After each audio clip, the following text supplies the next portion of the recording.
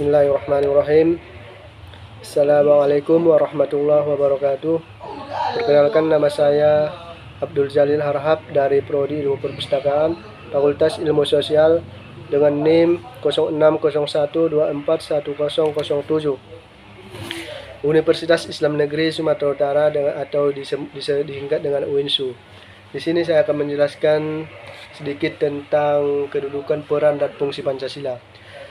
Yaitu Pancasila memiliki kedudukan dan fungsi yang penting dalam kehidupan berbangsa dan bernegara di Indonesia, diantaranya sebagai dasar negara, yang kedua sebagai pedoman hidup, yang ketiga sebagai sumber hukum, yang keempat sebagai kepribadian bangsa, yang kelima sebagai cita-cita dan tujuan bangsa, yang keenam yaitu pemersatu bangsa, yang ketujuh jati diri bangsa, dan yang terakhir atau yang ke-8 yaitu ideologi negara.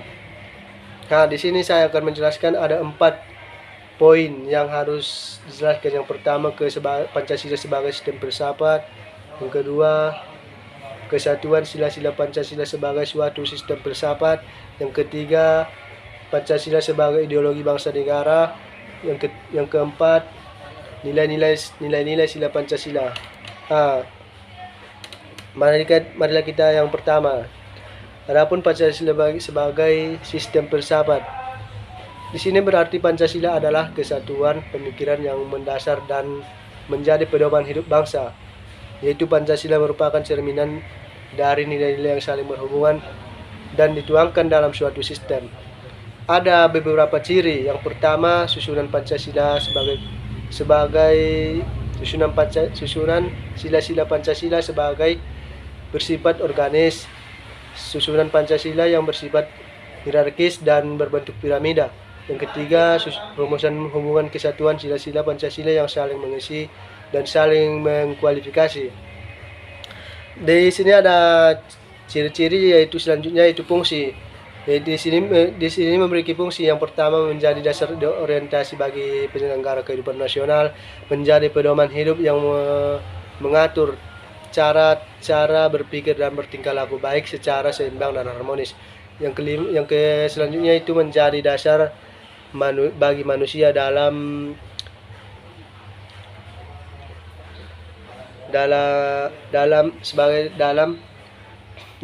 menyelesaikan masalah yang dihadapi dalam hidup dan kehidupan.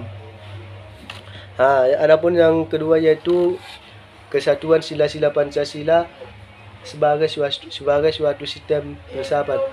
Di sini ada beberapa memiliki kesatuan dalam beberapa, yaitu yang pertama kesatuan pemikiran, yang kedua kesatuan nilai, yang ketiga kesatuan organisasi, yang keempat kesatuan hubungan, yang kelima yaitu kesatuan aksiologis. Kesatuan nilai, apa yang maksud dengan kesatuan nilai? Itu yang terkandung dalam Pancasila merupakan kesatuan yang harus dijadikan dasar negara. Itu yang kedua, organisasi. Organisasi itu bersifat organis, hierarkis, dan berbentuk piramida. Adapun kesatuan hubungan, di sini yaitu saling mengisi dan saling mengkualifikasi. Yang selanjutnya itu kesatuan aksiologis, yaitu nilai yang terkandung dalam Pancasila yaitu berbentuk aksiologis atau kesatuan.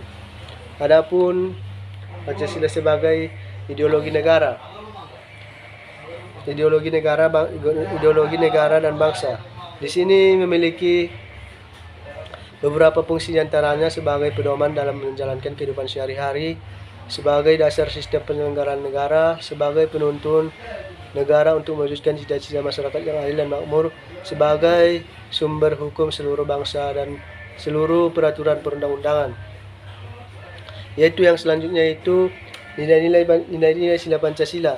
Di sini ada beberapa yang terkandung dalam nilai Pancasila. Yang pertama yaitu sila pertama, nilai ketuhanan atau religius, yaitu sila ini dikembangkan dengan bintang emas dan latar belakang warna hitam.